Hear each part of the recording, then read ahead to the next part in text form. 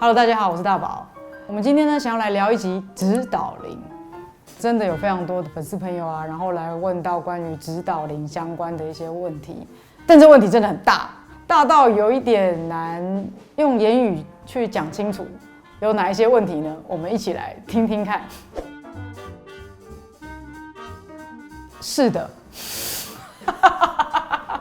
对，每一个人都有指导灵。那只有一个吗？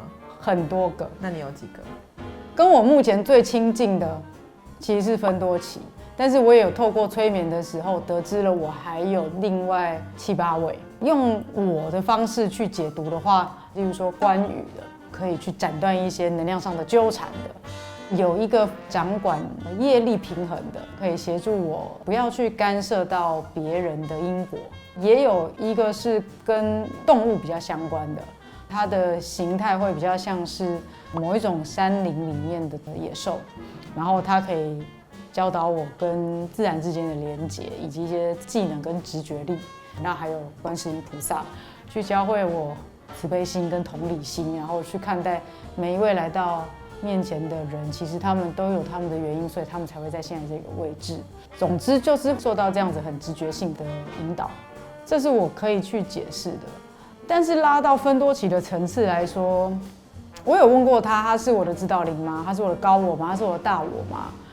他总是笑着说：“你可以这么说。”好像以我们的逻辑来说，我们可能只能用这样子来称呼他，但是他却一直强调，他跟我并不是真的分开的，他并不是一个人、2个人、3个人可以数得出人头，然后各自独立的。麻瓜通灵日记第5集的传讯会，他也说了。其实每个人都是多次元的存在，那想要把更高次元的自己称为指导灵，你也可以这么称呼啊。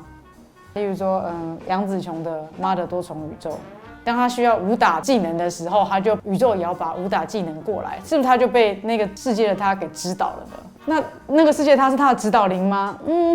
以我们现在人类的状态来说，好像我们就会这样子去解释它啦。但是以《妈的多重宇宙》这部电影来讲的话，他看到的每一个宇宙，大部分都还是3D 世界啊，除了热狗手比较特别以外。但是以我们跟指导灵之间的差别是在于，那个次元的自己是活在没有身体的世界的，那是一个更不一样视野的时空。于是，在那个时空是比我们现在的感知力更宽广的。所以很多的事情就跟我们以人类的视角去解读是完全不一样的，也很难用3D 世界人类的逻辑去讲。我跟指导灵是不是生前就约好啊？我中间会不会换啊？我死了以后他是不是会走啊？在他们的次元来看，根本没有线性时间的时候，其实这件事情就完全没有办法用他们的逻辑来讲。但是当你认知到自己是一个永生的存在，你并没有一个真的死亡，你也不是真的一个个体的时候，要去把这些东西个体化的来去解释，那个逻辑就会变得有一点微妙。我觉得所谓的跟指导灵的密切连结，是我意识到我自己有这一方面的直觉灵感。假设我今天有一位我不认识的陌生人来到我面前，他的状态让我很难同理。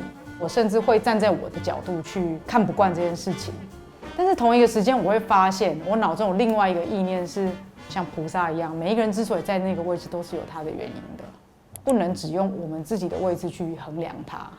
所以这个缘分出现的时候，我其实不需要太自以为是，也不需要去批判它。那我好像就被这样的一个意念、一个想法给指导了。你要这样讲的话，但是在接触身心灵之前，我不会认为这是指导灵啊。我就知道我有这样的一个意念嘛。当我在对自己有批判、有狭隘的想法的时候，这个意念释放了我的狭隘，跟这样的直觉灵感越来越有连接的时候，就会发现生活是可以活得很大的，不再有那么多的限制、不接受跟抗拒，会开始越来越敞开自己去面对很多不同的事情。这个层面很有趣，因为每一个人都是多次元的存在。这个事情为前提的话，你没有不连接，你只有感知到原来你们是连接的。所以重点是去打破你的没感觉，要先打开自己，愿意相信，去感受自己是一个大于身体的存在，然后让自己练习敞开。例如说，静心是一个很好的途径。也有人会借由一些牌卡，比如说塔罗啊、禅卡啊，其实在那个时候，你就会发现有一些指引，它不是透过头脑想出来的，可是你牌翻出来的时候，你就是有感觉嘛。你知道这件事情对你来说的意义是什么，你可以去打破那个限制，然后去接受一个原来你没有想到的指引。你可以说是跟指导灵的连结啊，因为当脑袋真的很僵固在眼前所见的事情的时候，其实我觉得用牌卡也是蛮好的方式。你觉得一定要通灵才可以跟指导灵对话？讲这句话的同时，就代表你相信了，那你就是需要用这样的方式去连接。你怎么去相信，它就会怎么显示跟成真在你的生活当中。有啊，通常都是我觉得我的想法才是对的，可是你却讲一个我不认同的事情，或者是我觉得你就不会懂啦的那种状态的时候，那就是我很闭锁在我自己相信的事情里面，那种时候会翻白眼。回去验证发现确实都是他对了，所以就也没什么好说的。因为验证几次又发现确实是有帮助的啊，到后来好，不管你说什么，我都会拿来参考，不去定义说你说的是对还是错的，而是我试试看。一定是因为用我原来的方法行不通，我才会来寻求你的观点嘛。我的方法行不通，然后我又不相信你 ，OK， 那我们今天就白搭了。我觉得指导灵有它的极限，也是因为我有我的极限很难用人类的东西去比喻。但是，例如说，一把小提琴，它可能能够拉出的音程最多就是那样。但是到了不同人手上，那把小提琴就会演出不一样的声音。但是这个世界又未尝只有小提琴了。如果我有能力，我愿意的话，我也可以去学钢琴、爵士鼓。我觉得这跟我的偏好，跟我想要去连接到什么样的能力是有关系的。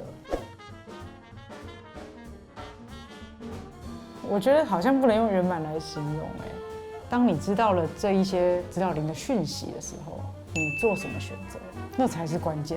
你如果真的愿意试着他的方法，去一个一个把你的阻塞的东西打开，你会觉得人生越来越宽广。